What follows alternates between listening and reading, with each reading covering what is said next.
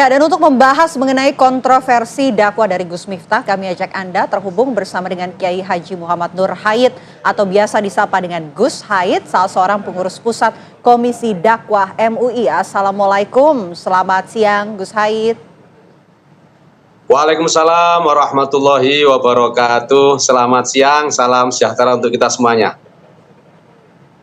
Baik, Gus Hayat, langsung saja. Ini kami ingin minta tanggapan dari Majelis Ulama Indonesia soal kontroversi dakwah dari Gus Miftah. Ini dari MUI melihatnya seperti apa? Beredar juga di media sosial berbagai macam dakwah-dakwah yang nyeleneh begitu dari Gus Miftah ini.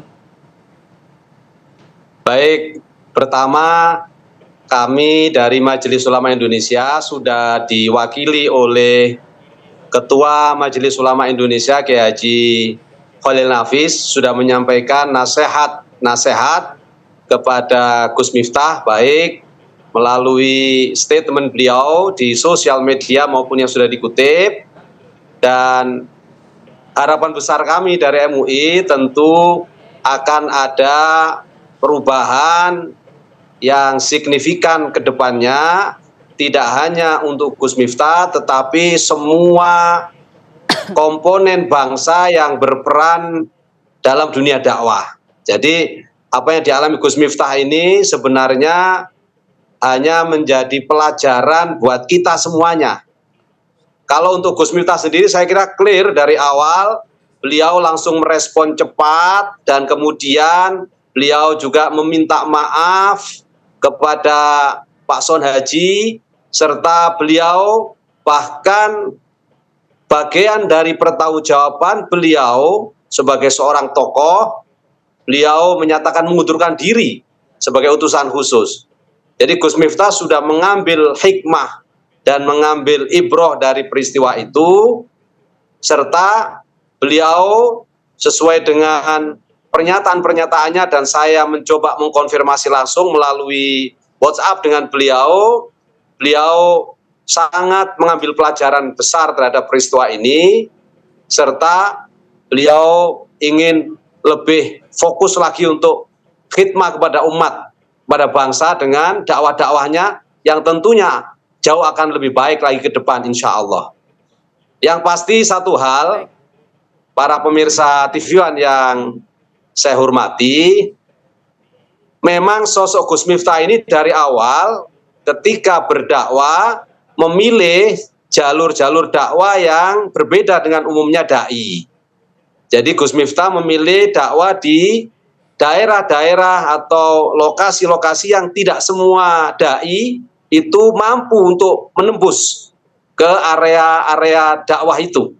Sehingga tentu dengan karakteristik beliau yang terbangun sejak awal, sebelum beliau viral dan apalagi sebelum beliau seperti sekarang ini yang juga menjadi utusan khusus presiden, beliau punya semacam komunitas sekaligus punya culture atau budaya dakwah yang disesuaikan dengan mad'unya atau orang-orang yang diajaknya. Nah, dalam konteks area dakwah Gus Miftah yang memang masyarakat khusus yang beliau sasar, awalnya adalah masyarakat-masyarakat yang ada di kawasan hiburan malam, di masyarakat-masyarakat pedesaan, masyarakat-masyarakat pinggiran, tentu cara dakwah beliau berkembang dan dituntut untuk sesuai dengan pemahaman masyarakat-masyarakat tersebut. Nah, gaya guyonannya itu yang saya pahami dan saya komunikasikan dengan beliau memang terlahir, tumbuh, berkembang dari gaya-gaya guyonan khas masyarakat ini. Sehingga ketika pernyataan beliau saat dakwah publik yang kemarin menjadi viral itu, sebagai manusia tentu sebagaimana sabda Rasulullah SAW, al-insan mahallul khota' wan nisyan, beliau sudah mengakui kesalahannya, mengakui kekhilafannya, dan bagian dari mengakui kesalahan dan kekhilafannya beliau sudah minta maaf.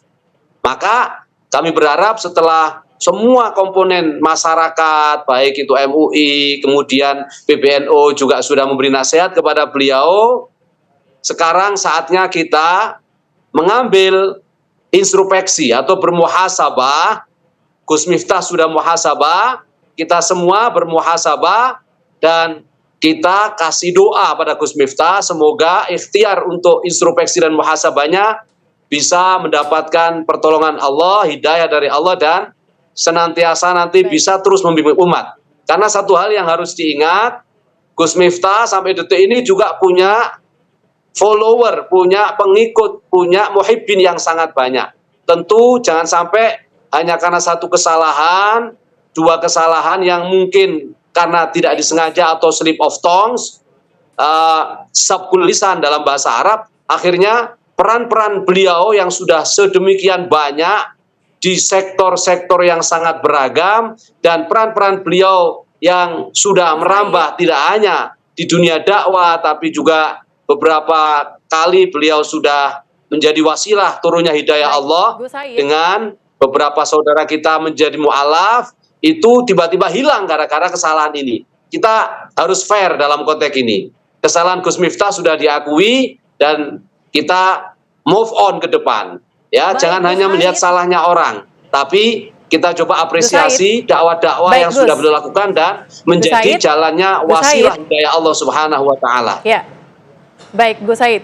Oke, baik. Tadi Gus Said sempat sampaikan bahwa ada guyonan-guyonan begitu yang digunakan oleh Gus Miftah dalam dakwaannya. Apakah guyonan-guyonan yang disampaikan oleh Gus Miftah yang beredar di media sosial, yang viral ini apakah boleh sebenarnya diucapkan oleh sosok seperti Gus Miftah yang menjadi tokoh atau ulama yang dipandang oleh masyarakat? Menurut Anda seperti apa? Baik, jadi guyonan dalam berdakwah itu adalah bagian dari ice breaking sebenarnya. Bagian dari memecah kebuntuan serta kejenuhan dari jamaah. Sehingga dengan adanya guyonan ini, fokus dakwah bisa lebih disampaikan dan merasuk ke dalam hati orang-orang yang diajak dakwah. Karena tujuan dakwah yang pokok bukan guyonannya, tapi pesan-pesan agama, pesan-pesan moral yang senantiasa disampaikan oleh ad-da'i kepada al-mad'u.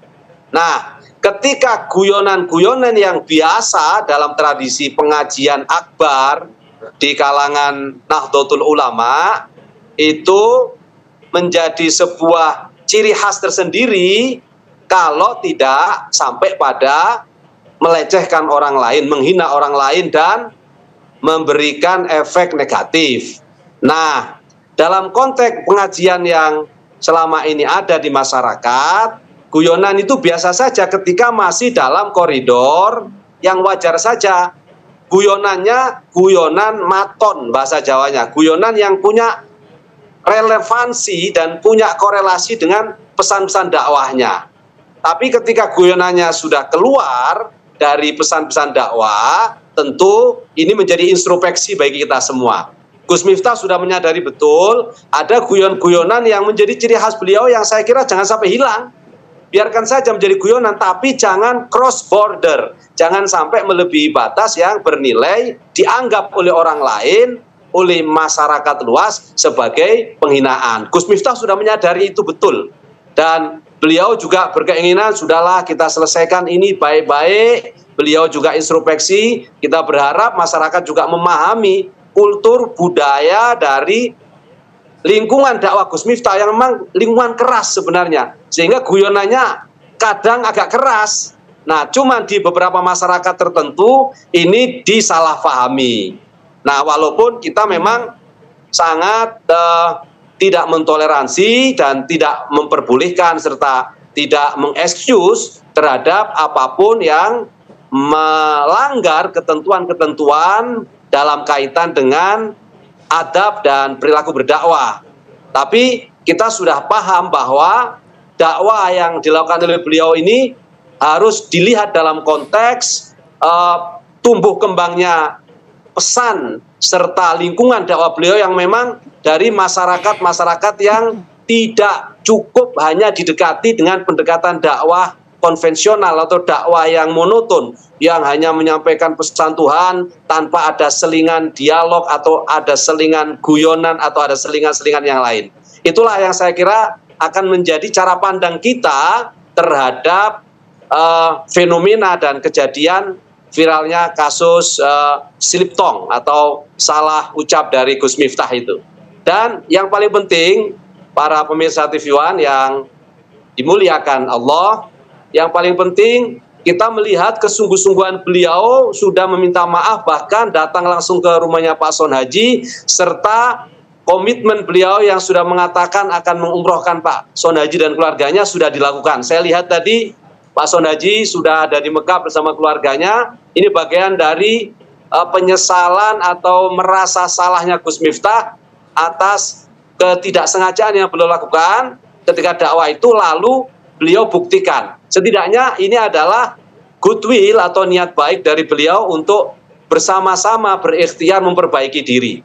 Kalau kita nyari salahnya orang, pasti dimanapun tidak ada orang yang lepas dari salah dan dosa atau salah dan khilaf. Itulah memang karakter dasar manusia. Tetapi bagaimana ke depan kita berusaha untuk terus mengambil hikmah dari setiap peristiwa. Satu sisi Gus Miftah mendapat hikmah bagaimana beliau ke depan harus merasa lebih berhati-hati lagi tanpa harus berhenti berdakwah, karena masyarakat yang menjadi mad'unya beliau, yang menjadi fokus ajakan beliau juga masih membutuhkan nasihat-nasihat dan dakwah-dakwahnya beliau. Tapi di sisi lain Gus Miftah juga berkomitmen untuk memperbaiki diri. Saya kira itu menjadi penting. Baik. Yang kedua, kita mengambil hikmah dari perspektif Pak Son Haji yang berkat itu semuanya Allah jadikan Pak Son Haji menjadi trigger kita semua melakukan muhasabah, terutama para dai.